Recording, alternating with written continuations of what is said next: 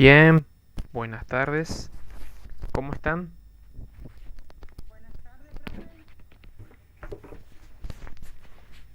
Bueno, lo que vamos a hacer hoy es como un breve recorrido de los temas que hemos dado, por lo que voy a apelar nuevamente a la participación de ustedes, a lo que ustedes recuerdan, porque a partir de, ya diríamos, teníamos que haber empezado esta clase, pero como se fueron sumando las diferentes ya en diferentes encuentros virtuales se fueron sumando diferentes compañeros de ustedes, otros no pudieron y por lo que yo veo en el sitio no todos han podido visualizar las clases. Entonces lo que vamos a hacer es un breve recorrido por los temas que hemos dado y a partir de allí vamos a dar como una eh, introducción a lo que vamos a empezar a dar dentro de lo que es la unidad 2. ¿Sí? ¿Para qué hacemos esto? Como para que ustedes sepan si están orientados, si sienten que se ubican en la materia, para que, digamos, puedan tener una noción cuáles son los aspectos principales que se van a evaluar en el examen. El examen va a ser el 9 de junio. Como ya mencioné en varias ocasiones, va a tener diferentes elementos, va a tener respuestas a desarrollar, va a tener preguntas relacionadas con imágenes, preguntas relacionadas con textos, preguntas relacionadas con videos. Todo eso yo se los voy a dar justamente para el examen, ¿no? Lo que yo no hice en estos días es subir la bibliografía porque estuve realmente, digamos, sobrepasado con otras cuestiones, pero voy a hacerlo como para que algunos de ustedes, si quiere profundizar y tener otros, explorar otras cuestiones respecto a las clases, lo pueda hacer. Bien, entonces vamos a empezar.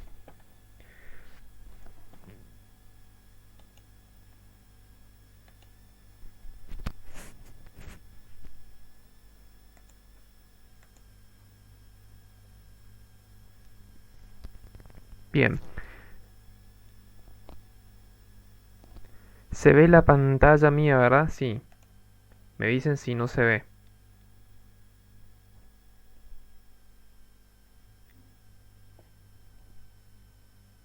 Bueno, ¿pueden ver todos lo que les muestro en la pantalla? Bien, el programa, exactamente. Cuando ustedes van a preparar una materia y van a estudiar una materia, lo importante es siempre ver el programa y entender en qué consiste el programa. Se supone que la materia, la mía como la de cualquier otro docente, tiene que tener relación de los temas que se dan en el programa con los temas que se van dando en clase. A veces no tiene que coincidir necesariamente el título de los temas del programa porque estos temas no son, digamos, estos títulos no son temas, a veces son más que nada títulos, pero los temas se dan aunque no se esté nombrando de esta manera la clase. Entonces, lo que nosotros vamos a hacer es un breve repaso de cómo hemos visto la unidad 1 o eje 1 hasta justamente casi lo que es las críticas al sistema educativo nacional, ¿sí? El examen va a incluir eh, prácticamente hacia lo que es el autoritarismo educativo en los golpes militares. Hasta allí va a llegar. ¿Por qué? Porque el eje 2, que también contempla los pedagogos latinoamericanos, eh, muchas veces sobrelleva un mayor tiempo porque no se trata ya necesariamente de una clase que yo les doy, sino una clase que tienen que dar ustedes o una exposición sobre temas que tienen que dar ustedes. ¿Sí? Y esos temas tienen que estar claros digamos, tienen que estar bastante sintéticos para aquellos compañeros que no van a poder, que no les tocan esos temas, porque esos temas no les va a tocar a todos. Eso es un anticipo de lo que vamos a ver. Bien, entonces, vamos a empezar justamente con estos primeros temas que son la educación en la colonia y los orígenes del sistema educativo y la consolidación del proyecto nacional educativo en el marco del Estado oligárquico liberal. Bien.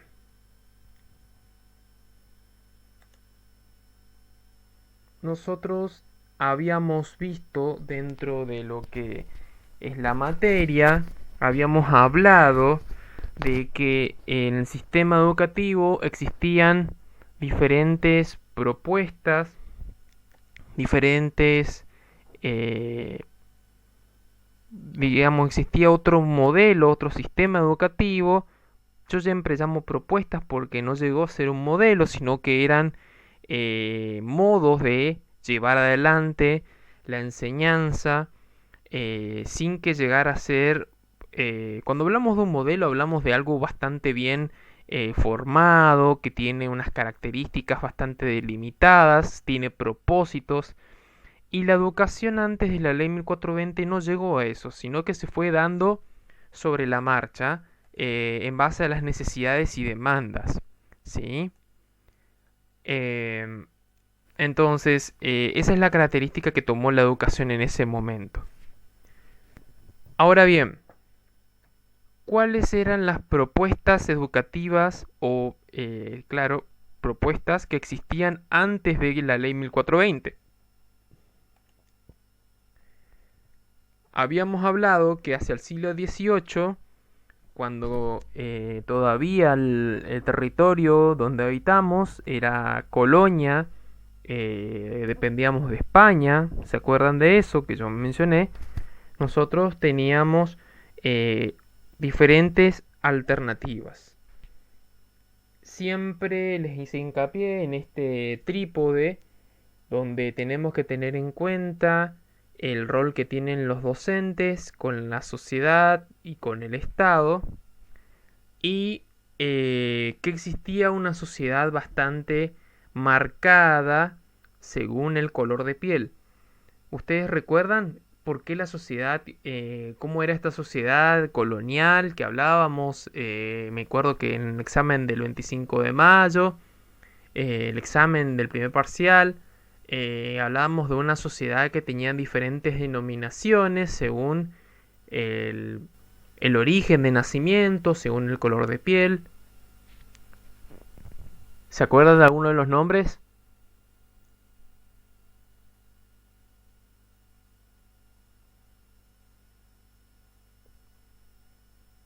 Los mestizos, los criollos, los zambos. ¿No? ¿No les suena?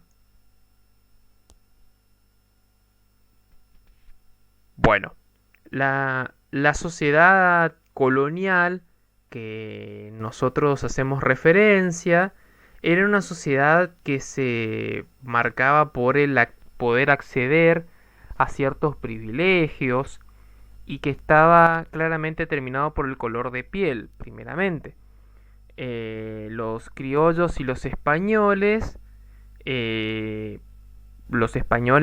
que habían claramente eran de europeos y venían a habitar América, y los criollos que son los hijos de españoles nacidos en América, por el color de piel tenían una posición mucho más favorable, con mayores beneficios que aquellos que tenían la piel más oscura. Por ejemplo, los mestizos, los que eran la cruza de los españoles con los aborígenes, los mulatos, cruza de españoles con aquellos esclavos africanos, y zambos, que eran las cruzas de aborígenes con africanos, ¿sí? Esas características hacían que la sociedad tuviera diferentes lugares según el color de piel con el que uno nacía. Pero también hay algo que caracterizó mucho ese periodo, que es el monopolio de la iglesia. Monopolio se refiere cuando una sola persona, una sola institución, tiene un control absoluto de algo sin permitir que alguien pueda acceder al mismo, ¿sí? Que es el único que controla. ¿Qué monopolio tenía la iglesia? ¿Sobre qué cuestión monopolizaba la iglesia en ese momento?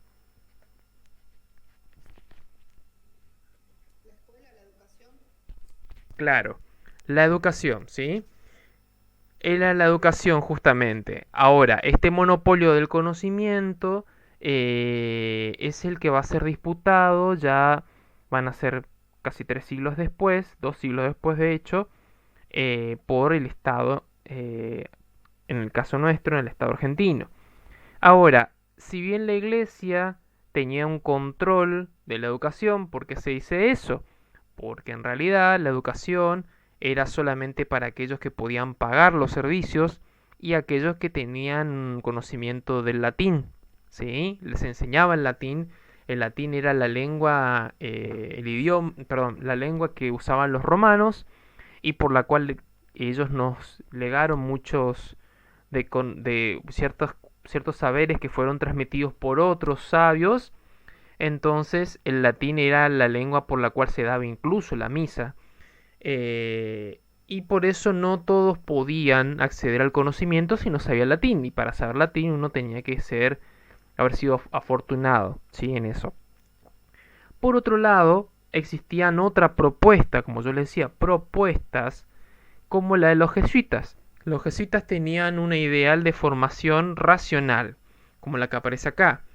Por ejemplo, acá, si bien sobresale quien va a ser digamos, el fraile, la persona que va a dar la instrucción religiosa, los jesuitas priorizaban la necesidad de una educación racional, en la cual la persona no solamente tenga que repetir, como pasaba con la enseñanza del latín, se obligaba a repetir palabras sin a veces saber qué significaban y para qué se usaban.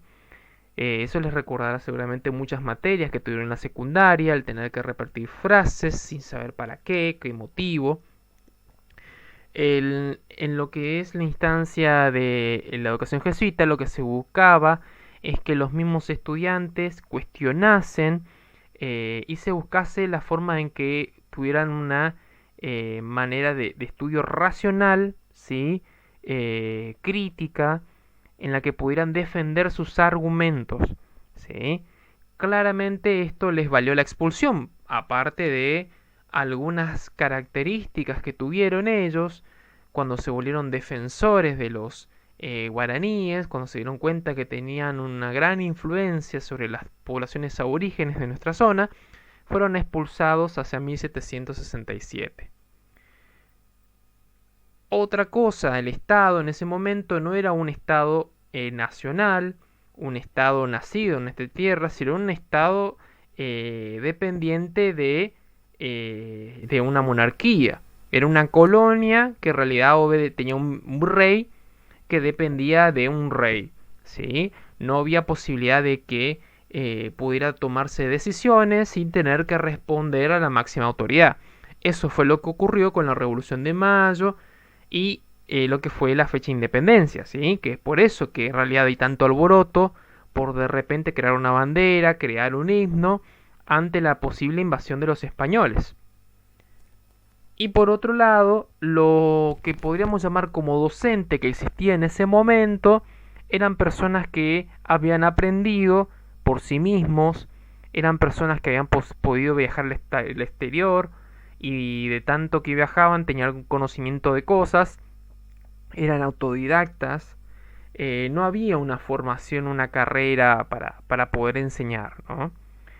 Entonces, a líneas generales, en características en general, en esta sociedad que tiene todo esto que hablamos, estaba la educación particular, una educación privada, la que se daba en manos de la religión, que uno tenía que pagar, si uno no podía pagar no podía acceder a la educación, y por otro lado la educación en el exterior, que también era para sectores influyentes, en la que tal vez uno podía tener acceso a ciertos saberes un poco más, digamos, saberes un poco más nutridos, donde pudiera haber un espacio de reflexión, donde uno pudiera llegar a experimentar otras cuestiones. Eso es más o menos lo que nosotros estuvimos viendo sobre el origen, ¿no?, de la educación. Ahora, cuando nosotros hablamos de qué sucede entre las propuestas que existen después de lo que es la Revolución de Mayo, después de que se cortan o se intentan cortar los vínculos, somos independientes, tanto Manuel Belgrano como Mariano Moreno intentan proponer modelos educativos, propuestas que nos llevan a curso. Una de las cuestiones de Mariano Moreno era una educación que buscaba que fuera sin la tutela del Estado, una educación más crítica, reflexiva, donde los chicos pudieran ser sujetos que pudieran pensar por sí mismos. Manuel Belgrano se preocupaba más por la educación desde el Estado y que fuera católica, ¿sí?, que no se olvidara de los valores católicos. María Moreno no estaba muy de acuerdo con eso, de que se mezclasen cuestiones de lo que es la religión con la educación.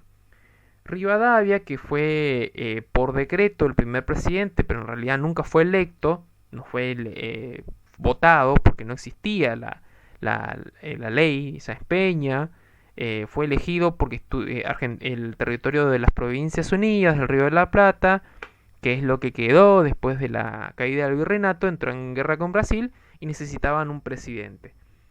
Rivadavia implementa o trae un sistema, porque él en su momento era, digamos, un diplomático, un sistema de Inglaterra que se llama el método Lancaster. Él admiraba mucho el funcionamiento del sistema británico. De hecho, yo les mencionaba que él logró reformar gran parte de la ciudad de Buenos Aires con la arquitectura inglesa, ¿sí? Y este sistema hablaba de la enseñanza de los niños monitores. ¿Alguno de ustedes recuerda, viendo la imagen, en qué consistía este sistema? ¿Qué les parece a ustedes? Porque los que están allí son niños agrupados y un niño delante de ellos que les está indicando la clase. El docente pasaba como el saber a uno de los niños y los niños así iban pasando por grupos, así, agrupados. Exactamente. Exactamente, estos niños que van a ser los monitores, niños monitores, van a encargarse de ser los que van a transmitir el saber. Pero claramente lo que yo les planteaba era la siguiente pregunta. ¿Hay alguna necesidad de que este niño, que va a ser el que le va a transmitir el saber a los chicos, a sus compañeros, cuestione y le diga al maestro que lo que le va a dar o lo que le está por proponer sirve o no sirve para sus compañeros? ¿Hay alguna posibilidad? ¿Hay algún cuestionamiento? No, no, ninguna. Exactamente, hay una repetición nada más, pero lo que se hace es intentar trabajar en grupos y lo que también se hace es quitar este problema que a veces existe en la educación actual de la barrera entre el docente y el estudiante. El docente como el que tiene el conocimiento y el estudiante como una persona, el alumno, como una persona que no tiene, como dice la palabra alumno, carece de luz, no tiene saber, ¿sí? Entonces lo que se buscaba era quitar esa barrera y qué mejor que aprender de los pares, de las personas que están en la misma condición que yo. Este sistema era útil, sobre todo para en las enseñanzas en las fábricas, porque tengan en cuenta que Inglaterra estaba en plena auge de la revolución industrial. Ahora, la cuestión es que nunca hay una crítica hacia la educación ni hay ningún tipo de posibilidad de reflexionar, sino que se repetía tal cual como se planteaba el sistema desde el maestro. ¿Sí? Acá se ve mejor los alumnos monitores, cómo le enseñan o repiten y se hacen llevar el saber que les da el profesor. Muy bien. Posteriormente, nosotros hablábamos de los aportes de estos dos pensadores importantes, Por un lado Sarmiento, quien aparece en la derecha, y Juan Bautista Alberdi, quien aparece en la foto de la izquierda, quienes van a dar las bases de nuestro sistema educativo nacional. ¿Sí? Nuestro sistema educativo nacional que todavía no existe, pero que claramente necesita un impulso, una necesidad. Para que exista un sistema educativo, tiene que haber un porqué, es decir, ¿por qué necesitamos un sistema educativo? ¿Cuál es la necesidad? ¿Cuál es el problema? ¿No? Hacia 1837, estos pensadores, como otros más, como Esteban Echeverría, tienen que verse exiliados, significa irse del país, porque se encontraba gobernando Juan Manuel de Rosas. Ellos eran antirrocistas porque consideraban que Juan Manuel de Rosas, a pesar de que él se mostraba como alguien que gobernaba con el consentimiento y el apoyo del pueblo, los sectores más populares, rezagados, las personas que durante mucho tiempo eran considerados como personas de poca participación, que no tenían ningún tipo de voto, él se apoyaba, Rosas se apoyaba en esas personas.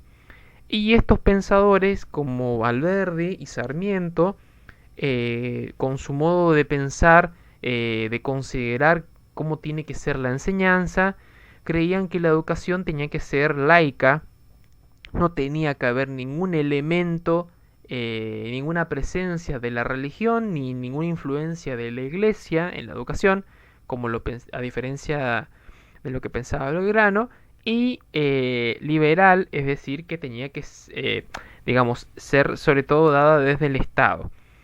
Y lo que ellos pensaban también es que la forma en que Rosas estaba llevando adelante su modo de gobierno iba generando una forma de ser, una moral que tenía que ser cambiada, tenía que ser modernizada, porque a Rosas no le gustaba mucho esta idea de lo que es el progreso, digamos, la noción de progreso, la idea de cambios traídos desde Europa. Él consideraba que lo más importante es lo que se encontraba en el territorio, que había que conservar las costumbres y tradiciones y no dejarse influenciar por el exterior. Estos pensadores consideraban lo contrario, que en Europa se encontraba el progreso y el aporte para poder avanzar, para ser parte de una civilización. Por eso, estas frases que nosotros habíamos analizado, de Sarmiento y Alberdi, y esta idea de gobernar es poblar, donde Alberdi habla de que es necesario para poblar el territorio, digamos, gobernarlo, digamos, un territorio es necesario poblarlo. Entonces ahí se propone la llegada de los inmigrantes. Y ahí está la siguiente pregunta que seguramente van a encontrar en el examen de diferentes maneras. No va a ser tal cual como les planteo, pero es la de por qué era necesario traer inmigrantes al territorio. ¿Por qué recuerdan ustedes que era necesario traer los inmigrantes?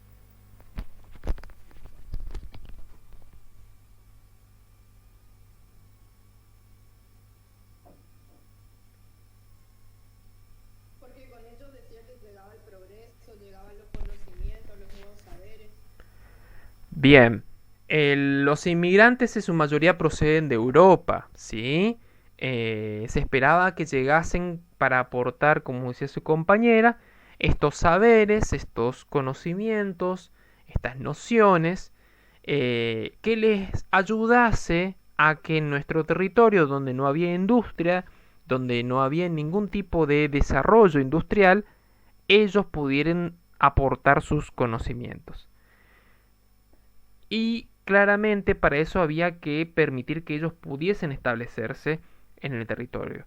El problema con el que se van a encontrar es que gran parte del territorio estaba ocupado por aborígenes, tanto el territorio que habitamos, que es la zona norte, que fue conocido durante mucho tiempo como territorio nacional del Gran Chaco, ¿sí?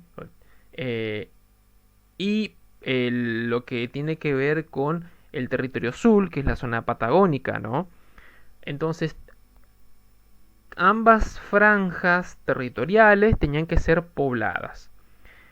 Ahora, la segunda pregunta y duda surge después, una vez que llegan estos inmigrantes, ¿cómo hacemos con lo que tiene que ver eh, cómo logramos, cómo trabajamos con sus individualidades? Porque ellos llegan con sus creencias, sus valores, sus costumbres, ¿sí? Ahí es donde se piensa en el ser nacional. El ser nacional tiene que ver con tratar de formar una identidad, ¿sí? Una identidad nacional en lo que es la historia, un pasado en común. Cuando ustedes se ponen a pensar el por qué es tan importante la historia, seguramente ustedes pueden recordar que en algún momento eh, sus abuelos o tíos le cuentan o surgen en estas reuniones familiares anécdotas, ¿sí? ¿Les han contado anécdotas o no en las reuniones familiares? Les han comentado sobre experiencias que tuvieron, personas que conocieron. Entonces estas experiencias se terminan reflejando en un deseo y en un anhelo, ¿sí? Digamos, en una manera por la cual uno se siente perteneciente. Ustedes, cuando escuchaban a su abuelo, su tío, sus padres que les contaban sobre cosas que vivieron durante un tiempo, sobre cosas que experimentaron, tienen un valor importante porque ustedes sienten parte de esa identidad, porque son de la misma línea de sangre o son parte de la familia. Eso es lo que les interesa. Bueno, el problema acá era el siguiente. Estos inmigrantes que llegan en estos barcos colmados, había que darles una identidad. Ellos tenían su identidad, pero en el territorio argentino, que todavía no existía, que se estaba creando, había que crearles una identidad como argentinos, a pesar de que tenían su identidad como polacos, ucranianos, checos, italianos, ¿sí? Alemanes. Había que crearles una identidad y para eso había que elegir cuál era la identidad más acorde. Una de las identidades más acordes es aquella que siempre la identidad más acorde es la que supuestamente es la que tiene menos problemas, la que está más limpia, la que está más pura, es la identidad más manipulada, ¿sí? Cuando ustedes le dicen o le comentan o le dicen, ustedes escuchan la frase de que algo es perfecto, es porque está manipulado, porque en realidad la la perfección existe no porque es puro, es limpio. La perfección existe porque se respeta con sus características, porque se respeta con sus formas, porque funciona sin que nosotros tengamos que intervenir, porque funciona tal cual como se dio. Esa es la perfección. Ahora, cuando algo es manipulado, cuando algo es tocado, claramente uno usa la palabra perfección, pero no es tan perfecto. Nuestra historia ha sido manipulada muchas veces. La historia que nos dicen que tenemos que saber como argentinos, las cosas que nos dicen que tenemos que olvidar, o no nos dicen directamente, nos enseñaron desde chicos y después nos damos cuenta. Esa idea de ser argentino, esa identidad, esa historia, había que crear una historia en la cual se seleccionase lo más importante que tenía que interesarle al inmigrante. No se quería que el inmigrante repitiese los mismos problemas, no se quería que el inmigrante pudiera darle valor a los caudillos, al gaucho ni a los aborígenes, que eran los que se consideraban que atrasaban, sino a los nuevos valores modernos de desarrollo, ¿sí? Eso es lo que se pensaba. El problema es que este grupo de gobernantes, que es la generación del 80, que en su mayoría no eran gobernantes, sino que eran dueños económicamente de muchas de las empresas y gran parte del país, consideraban de que los inmigrantes iban a llegar para trabajar con las herramientas, y lo que se encontraban en que muchos de ellos se resistían a que quitar su identidad, a dejar de ser, digamos, a dejar de su pertenencia, su historia, se resistían a borrar su pasado. Y había un problema más, que estos inmigrantes llegaban con sus pensamientos, con su ideología, con su idea, con el fin de poder reclamar más derechos, algo que en el territorio no se había dado hasta ese momento, ¿sí? Llegan muchos del pensamiento anarquista, comunista. Ellos incluso forman partidos. Los primeros partidos políticos de izquierda los forman ellos, como el Partido Socialista. Crean periódicos, etcétera, ¿sí? Eh, entonces, lo que justamente nosotros trabajábamos también era sobre los orígenes de la tradición normalista, ¿sí? Eh, la tradición normalista o la escuela normal se va a formar a partir de la ley 1420, ¿sí?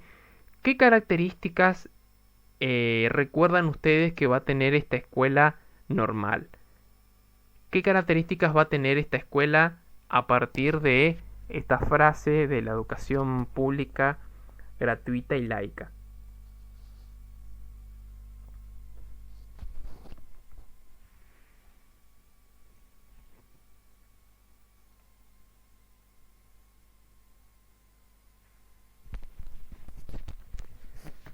Que nosotros habíamos hablado en la en la primer clase, si ustedes rebobinan un poco, de que hay unas características que tienen las escuelas hoy en día todavía que aún persisten, como por ejemplo los timbres, ¿sí? La función de los timbres. ¿Qué otras cosas más habíamos mencionado que tienen la escuela? Aparte de los timbres, ¿qué otras características tienen las escuelas? De esas escuelas que nosotros recordábamos. La inmovilidad, Bien, sí, fijación, exactamente. Por ejemplo, otra cuestión más que es muy común era la cuestión de los guardapolvos blancos, ¿sí? También la existencia de estos pupitres donde hablaba su compañera, que no permitían que uno se pudiera mover mucho, sino que solamente tuviera que mirar al frente, ¿sí? Después, otra de las características que se va a dar durante es un aula donde solamente el maestro va a ser quien tenga el conocimiento, el saber, ¿sí? No existe un saber fuera del maestro, no existe un aprendizaje fuera del aula, todo se da allí, ¿sí? Eh, el aprendizaje por grados, la gradualidad. Recuerden ustedes eso también, porque uno no podía decir, bueno, este año estudio primero y el año que viene estudio quinto grado. No, uno tenía que, para pasar a quinto grado, ir pasando por diferentes grados, todos juntos, porque si uno se retrasaba, esa persona era considerada anormal, ¿sí? Y tenía que repetir. La palabra que se usaba era burro, una persona que no comprende, que le cuesta, cuando sabemos que todo el sistema educativo tenía sus errores y defectos. Los orígenes del normalismo, de la propuesta de la educación, van a surgir a partir, con primero la escuela que conocemos, va a surgir a partir de la ley 1420, que va a ser impulsada por Sarmiento, y Sarmiento en su momento viaja a Massachusetts, a Estados Unidos, y conoce a Horace Mann, ¿sí?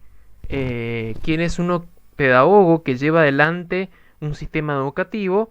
Y también tenemos que tener en cuenta que en Prusia, en Alemania, donde aún todavía no se formaba el Estado alemán, llevaban también este tipo de propuesta.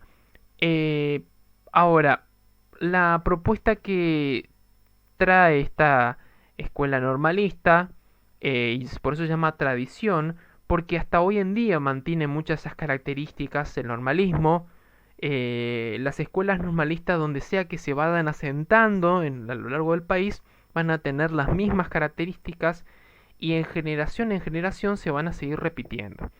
Una de ellas es, eh, van a existir, digamos, algunas características. Una de ellas, yo les decía, el tema de el sentarse en los pupitres, eh, el docente, el maestro ubicado en una especie de retablo o tablones que lo ponían en una posición por encima del resto de los estudiantes. Claramente el manejo del silencio, tenía que haber silencio en el aula porque esa era la manera en que se demostraba que tenía control el maestro del aula. Bueno, les decía el tema del timbre, el timbre que fue incluido en las escuelas para que los niños pudieran acostumbrarse al trabajar en las fábricas. En las fábricas se usaba el timbre. También existen los patios donde se los controla y se ve cómo se relacionan. El patio es un espacio de control para vigilar cómo se comportan. Bien, la cuestión es que esta tradición normalista tiene diferentes orígenes, y de todos ellos lo importante es rescatar que eh, planteaban que existían solamente dos tipos de estudiantes, el normal y el anormal. Aquel estudiante que no cumplía con las expectativas del sistema, que repetía, era anormal, y aquel que sí lo hacía era anormal. Por más de que hubiera alguno que no tuviera afinidad con lengua, no tuviera afinidad con matemática, no importaba, el sistema era perfecto, digamos, el problema era el estudiante. Eh, y en Paraná fue la primera escuela donde se trajeron maestras norteamericanas para traer el modelo. ¿Sí? Ahora, claramente hubo una serie de resistencia por parte de políticos del período, también oposición por parte de los mismos inmigrantes, donde ellos consideraban, por ejemplo, desde el socialismo y el anarquismo, que era una forma de controlar a los ciudadanos, de enseñarles una identidad o de llevarles a una obediencia al Estado sin que ellos puedan decidir a quién, cómo pensar. También la iglesia rehúsa a una educación que ya no va a ser controlada por la iglesia, sino desde el Estado. ¿Sí? Eh, y lo que más genera revuelo es que se busca homogeneizar. Homogeneizar es cuando algo es todo uno, no existen diferencias, no existen, digamos, posibilidad de que uno plantee distintas opiniones, todos se les enseña por igual, todos son, no es lo mismo que hablar igual de igualdad.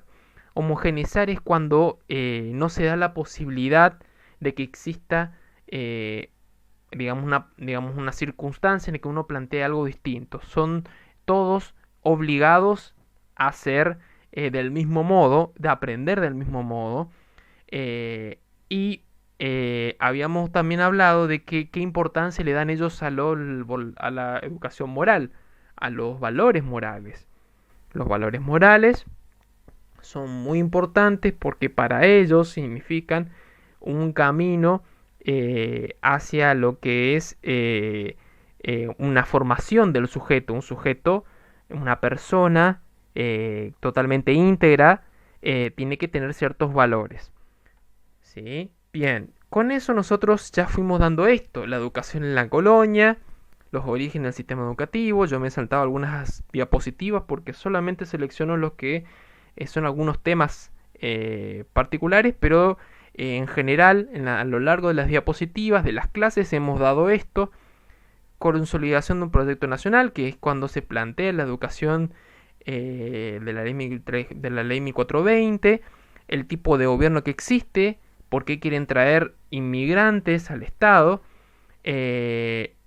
Bueno, y acá existe, justamente nos adentramos en otra de las características, cuando Sarmiento propone la ley 1420, Si bien la educación es pública, gratuita y laica, que significa que la educación es de acceso para todos, no tiene que pagarse y es laica porque el Estado se encarga de eso. El problema es hasta qué punto la gente llegaba a acceder a esa educación.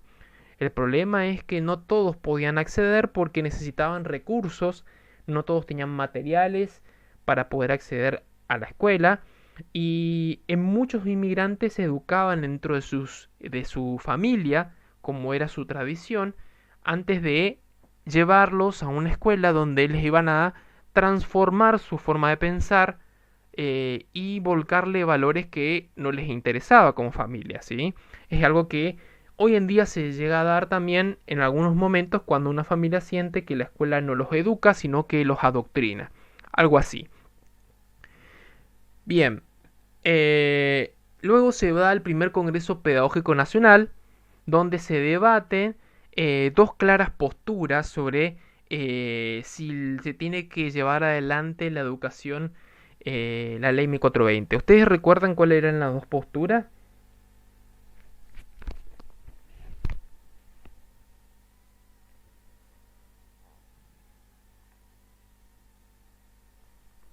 Una era la postura laica y la otra,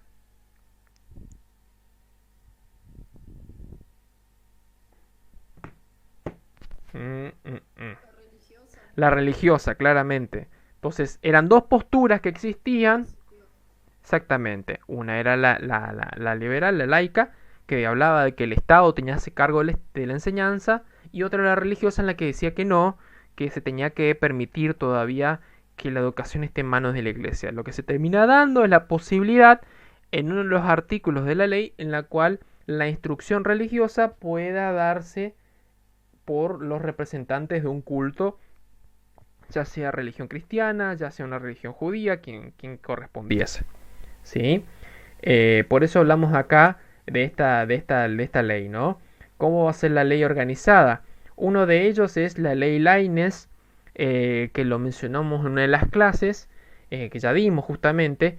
La ley Lainez lo que va a plantear es la necesidad de crear escuelas por diferentes partes del territorio con el objetivo de que llegue a todos los rincones donde existiera analfabetismo. Esa es una decisión a nivel nacional. Eh, por otro lado, el normalismo va a tomarse con algunas resistencias también, aparte de las que ya mencionamos. ¿Sí? Hay una crítica al sistema educativo. Nosotros mencionamos que, por ejemplo, hacia 1930 hay una crisis económica, ¿sí? Hablamos de una crisis de la bolsa de valores, una crisis en Estados Unidos que llega acá en 1930 y que también hay una crisis política, el primer golpe de Estado militar, cívico-militar, porque eran civiles apoyando a militares para que hagan el golpe de Estado a quien fue nuestro primer presidente elegido democráticamente, Hipólito Yrigoyen. ¿Sí? Una de las problemáticas que surgen en este contexto es justamente una crisis económica, una crisis de autoridad y orden, porque Irigoyen a este punto tenía algunas oposiciones dentro de su partido, de la Unión Cívica Radical, tenía oposiciones de estudiantes, que fueron los que reclamaban por la reforma universitaria que después él les terminó concediendo, eh, tenía alguna resistencia de otros sectores que no eran radicales y que consideraban que Irigoyen era una persona, digamos, que no tenía mucha llegada, que no los representaba, reclamos de los inmigrantes, porque habían ocurrido dos grandes represiones importantes, etcétera. Entonces, lo que ocurre es este golpe de Estado por un militar llamado Félix Uriburu, y quien va a estar a cargo de la idea de, digamos, de la propuesta educativa, el señor Teram, de apellido Teram, es quien va a marcar esta división que existía, pero que bueno, no era tan gráfica, entre lo que es el normalismo y la escuela nueva. Con Irigoyen se dio una posibilidad de que surgiera una propuesta educativa distinta. La escuela nueva, eso es uno de los temas que vimos sobre cómo se crea la escuela nueva, que hay una escuela nueva a nivel mundial y la escuela nueva cómo se llevó adelante en Argentina, qué propuesta tenía durante ese momento Irigoyen o el ministro de Irigoyen en la reforma Razzano para llevar adelante una escuela de formación profesional. Y por otro lado, el normalismo, sí, perdón, y por otro lado, el normalismo, que lo que planteaba, defendido claramente por este gobierno militar, que la educación debía seguir las mismas características que venía teniendo, una educación bastante controlada por el Estado, una educación formada, ya no tenía que ser una educación caracterizada por la formación en oficios, por trabajar lo sensorial, por trabajar con las manos, por enseñar a que la gente se forme en oficios, como a veces tal vez la comparación más similar que pueden encontrar es la escuela industrial, la formación industrial o las escuelas técnicas, es una formación en oficios donde uno en la educación secundaria tiene contacto con el trabajo manual, ¿no?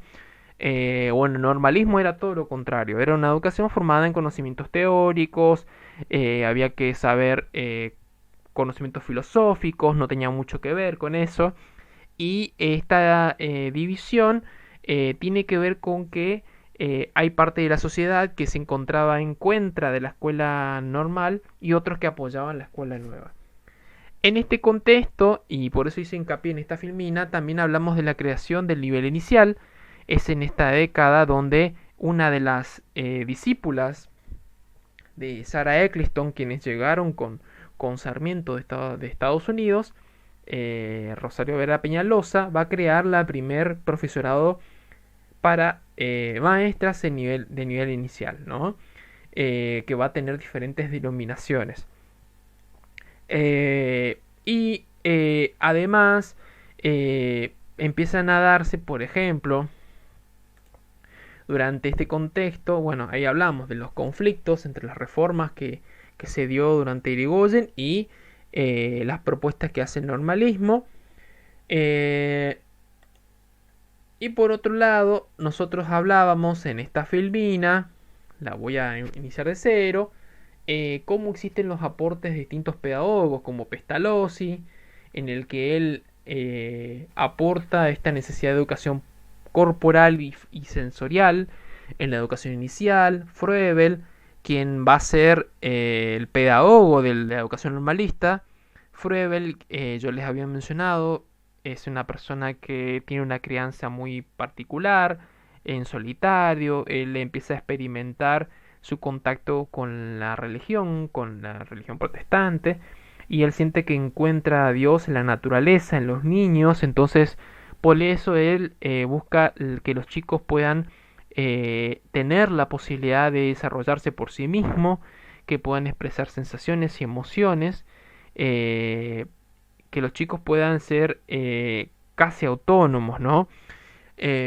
Montessori, por ejemplo, que es una pedagoga italiana, ella va a apuntar a que los chicos sean espontáneos, aunque habla de que el maestro tiene que estar presente por momentos, pero solamente por si ellos necesitan algo, no que tiene que involucrarse en el desarrollo pedagógico. Froebel sí dice que es necesario que esté presente el docente, por más de que busca que el chico se desarrolle, ¿no? Propiamente. Bueno, de Crowley, que es un pedagogo francés, donde dice que los chicos en realidad tienen centros de interés, lugares o cuestiones en los cuales ellos tienen más interés que otros, pero él hace un gran hincapié en lo que es la disciplina y orden, y desde ahí es donde se van a agarrar durante mucho tiempo los pedagogos de los gobiernos militares para decir que la educación tiene que, digamos, más que dar contenidos, enseñarse en valores éticos y morales, en obedecer y cumplir, ¿no? Y Dewey, que es un pedagogo norteamericano, que habla que en realidad es necesario trabajar con los juegos, ¿no? Bueno, esto es más que nada lo que yo les había hablado. Sarah Eccleston, que llega con las maestras norteamericanas, habla de estas características que tiene que tener un jardín de infantes, un kindergarten, como lo van a llamar, eh, que tiene que tener un carácter doméstico, es decir, lo que se tiene que enseñar en el jardín de infantes, en el kindergarten, son todos saberes relacionados con la vida cotidiana, con la realidad que ellos viven todos los días. Tiene que estar cercano al interés de los chicos. Por otro lado, ella considera que tiene que ser froebeliano, con la tradición y características de la pedagogía froebeliana, que el Estado tiene que dar asilo a los niños y que la educación tiene que ser maternal, es decir, que tiene que estar a cargo de mujeres, porque consideraban que la mujer, primero que era más barato pagarle a las mujeres, se les pagaba menos, hoy en día también sigue siendo una lucha de eso, pero aparte porque se consideraban que eran las que más tenían una similitud con la madre y que la madre tiene una llegada distinta a los niños. Entonces, esta educación tenía que estar a cargo de mujeres, ¿no? Bueno, lo que habla de los orígenes del positivismo y la relación con el freudiano, ¿no? Eh, entonces, estas son algunas de las características que habíamos mencionado y posteriormente esta clase, que fue la última clase, es donde vimos bien profundamente los dones de Froebel. Hubo un video, no sé si llegaron a ver el video de los dones de Froebel que publiqué en el sitio.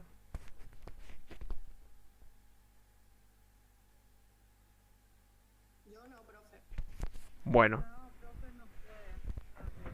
bueno, van a tener tiempo ahora entonces, antes del examen. Algunas preguntas van a incluir esto, que tiene que ver con los orígenes del nivel inicial. Algunas preguntas van a tener que ver con, como les dije, la ley 1420, con algunos de los puntos que vimos en el programa. Nosotros, por último, llegamos a dar lo que tiene que ver esto. eh, el retorno a la disputa y la reacción, ¿no? El autoritarismo, cuando empiezan los gobiernos militares, hemos dado esto de cómo los militares tienen una idea de educación centrada en los valores morales, por eso el espacio de formación ética ciudadana o educación moral o educación cívica era uno de los elementos principales durante los gobiernos militares, donde ellos trataban de hacer hincapié en que la educación cívica era la piedra angular del sistema. No importaba lo que uno aprendía, sino cómo era como persona. Que eso, si indagamos un poco más, tiene un montón de consideraciones, porque ellos necesitaban que existiera, que se mantuviera el lema militar orden y respeto, orden y autoridad, donde había una obediencia hacia alguien sin cuestionamientos, sin la posibilidad de que uno pudiera decir si estaba de acuerdo o no. Entonces ese es el sistema educativo que se intenta inculcar a través de la educación ética. Y también se busca el perfeccionamiento físico a través de la educación física. Por eso la educación física surge en este contexto. También se prueba con el higienismo que les había dado a ustedes también en la última clase, donde se busca que controlar quiénes son los chicos que tienen algún defecto a través de las fichas antropométricas, tenían algún defecto físico, qué problemas tenían, para poder, digamos, saber quiénes eran las personas consideradas normales o anormales dentro del sistema. Bien, estas son algunas de los puntos generales, ¿sí? Ahora, ¿cuál va a ser el tema que nosotros vamos a hacer hincapié en el eje que viene, que claramente nos va a entrar en el parcial, pero que lo vamos a dar inicio ya a partir de la semana que viene? Eh, y no sé si la semana que viene o la siguiente. Van a ser las propuestas pedagógicas latinoamericanas. Así como nos hemos centrado en Argentina, qué sucede desde sus inicios, vamos a tratar de ver qué sucedía en Latinoamérica. Por eso, los distintos pedagogos como Gabriela Mistral, en el caso de Chile, Paulo Freire, el pedagogo brasileño, Carlos Mariátegui, pedagogo peruano, José Martí, pedagogo cubano, Vasconcelos, pedagogo brasilero, perdón, mexicano, y Simón Rodríguez, quien podríamos decir que es un pedagogo venezolano, pero no existía Venezuela en esa época, así que es más difícil definirlo, pero perteneciente a lo que es la Gran Colombia, fue el educador de Simón Bolívar. Todos estos pedagogos van a ser trabajados de la siguiente manera. Lo que vamos a hacer es justamente a modo de sorteo, según la lista de nombres que yo tengo en el sistema, van a ser sorteados y van a aparecer en una planilla donde les voy a ir a notificar cuál le tocó a cada uno. Anteriormente yo planteaba el tema de trabajar en grupo, pero lo que vamos a hacer van a ser trabajos individuales, que van a consistir en una exposición sobre el pedagogo, muy general, sin necesidad de hacer la historia de vida del pedagogo. Una exposición en video, la pueden grabar ustedes con su celular o la pueden armar digamos, al video, y de esa exposición ustedes van a hacer hincapié a dos cuestiones, dos preguntas que yo les voy a dar junto con la lista de aquellos a los que le tocó el pedagogo. Primero va a tener que ver con digamos, va a hacer referencia a cuál fue su aporte pedagógico, claramente, cuál fue su propuesta pedagógica, qué cosas podemos rescatar de este pedagogo y, bueno, como dije, su propuesta. ¿Qué podemos rescatar del aporte pedagógico de este pedagogo y cuáles eran sus propuestas pedagógicas? Aparte de mencionar general, así muy por arriba, qué características tuvo, digamos, cómo fue su origen, pero más haciendo hincapié a lo otro, ¿no? Las preguntas yo las voy a mandar de manera más expresa, más clara, en una lista donde van a estar ya sorteados los temas, donde ustedes van a tener un tiempo como para poder armar la exposición. Pueden grabarse o tal vez no necesario que graben, pueden armar el video y pueden hablar, ¿sí? En el video. No necesitan filmarse necesariamente, sí va a ser individual, y en esta exposición ustedes tienen que cumplir con estos requisitos generales. Yo no doy prioridad o doy más importancia si alguien me presenta un PowerPoint a que si alguien me presenta digamos, una filmación o una exposición. Todos son válidos siempre y cuando cumplan con la consigna, que es esa, ¿sí? Que yo les voy a mandar justamente. Las fechas para ir exponiendo, yo los voy a determinar. Es muy probable que vayan a existir diferentes fechas según los temas, para que se vayan organizando y de esa manera puedan ir armando sus exposiciones. O la alternativa, que es también viable, que tal vez considere esta última mejor, es una fecha determinada para que todos presenten sus exposiciones. Mientras nosotros vamos a ir trabajando y viendo algunas cuestiones relacionadas con los pedagogos, pero claramente cada uno va a ir trabajando sobre sus distintos pedagogos que le tocó. Los recursos que yo tengo disponibles se los voy a compartir en el sitio para que ustedes vayan armando sus exposiciones y en base a los videos. También hay unos links sobre videos que tal vez le puedan servir, y tal vez a la bibliografía que les sirva para poder profundizar un poco más. Bien, y por último, este material que ustedes hagan, porque tiene que ser, no solo, digamos, no sirve que ustedes me hagan un material escrito, tiene que ser un material donde se escuche la voz de ustedes o se los vea y se los escuche. Este material producido va a ser compartido para que sus compañeros tengan justamente disponible para rendir el examen, porque el examen va a consistir eh, particularmente en estas preguntas sobre los pedagogos latinoamericanos. ¿Sí? ¿Se entendió más o menos? Yo les voy a mandar la hoja con los requisitos. Profe, Sí. pero este último tema no entra para el primer parcial, ¿o sí? No, no, no, no. Esto no entra. Ah, Esto es lo que vamos a ir desarrollando para el segundo parcial. Lo que pasa es que después del primer parcial, el segundo parcial y el tercero vienen muy encimados y es para que no nos quede muy encima. Eso es todo.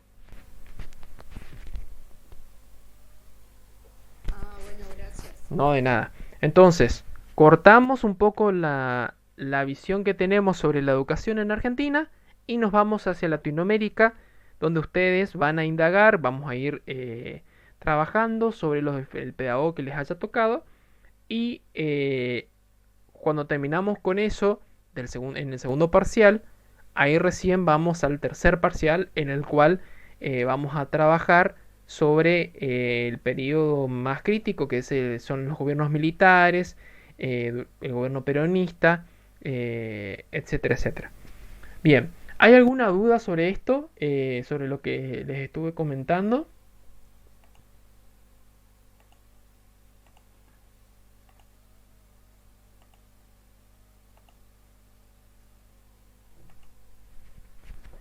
¿Nadie tiene dudas?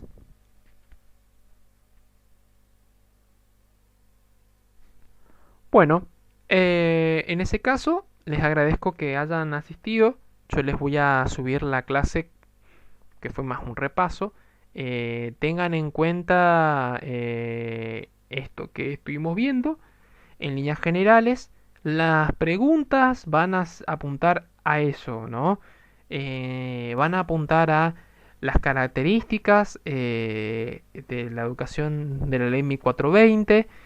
Van a apuntar a lo que tiene que ver con digamos, cómo era la educación y las propuestas educativas antes de la ley 1420. Las preguntas no van a ser necesariamente tal cual como les mencioné en clase, pero van a ser preguntas que van a apuntar a la reflexión.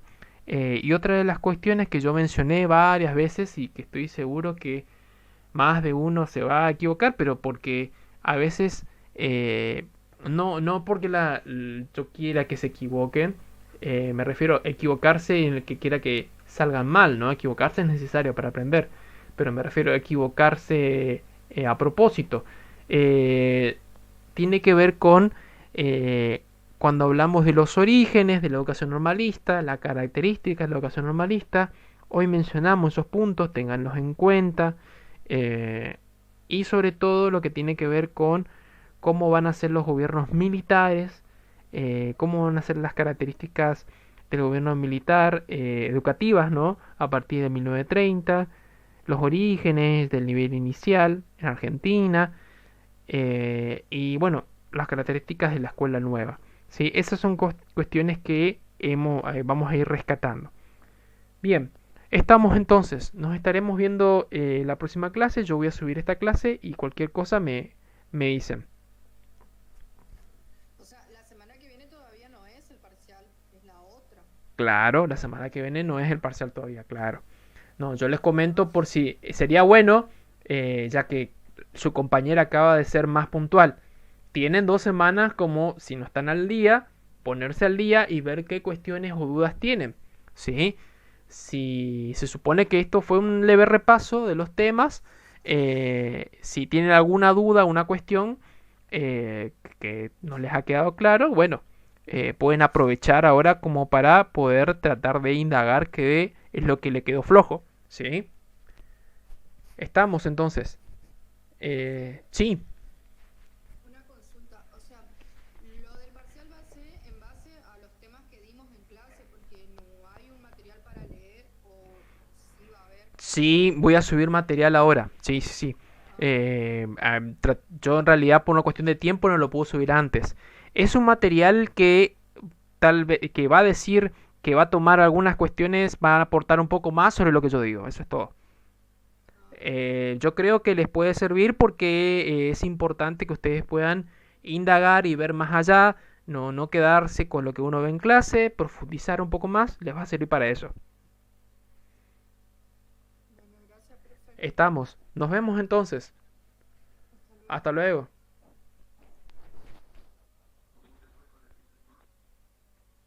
Chao, hasta luego. Chao, hasta luego.